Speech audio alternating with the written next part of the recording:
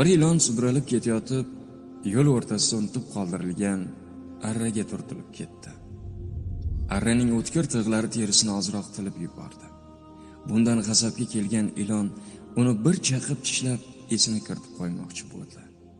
Afsuski, arraning o'tkir tishlari ilonning og'zini battar tilib, unga yana ham qattiqroq jarohat yetkazdi. Ilon qo'rquv va g'azabli dushmaniga so'nggi halok qilguvchi zarbani berish uchun uni butun tanasi bilan o'rab, bo'g'ib oldi. Arraning tishlari tanasiga chuqur botib, qattiq azob bera boshladi. Ilon hayoti uchun oxirgacha kurashib, dushmanni albatta yengishni azm qilganicha bor kuchi bilan arrani bo'g'ishda davom etdi.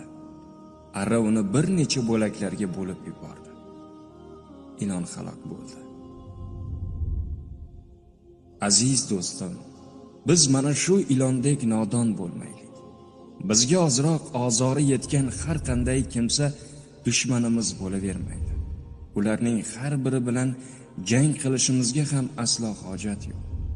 Ba'zida indamay yuz o'girib ketish yagona oqilona yo'l bo'ladi. Biroq g'azab qilsak, vaqtimiz va kuchimizni har bir turtilib ketganimiz arraga sarflayversak, o'zimiz bilan o'zimiz jang qilayotgan bo'lamiz va o'zimizni halok qilishdan boshqasiga erishmaymiz.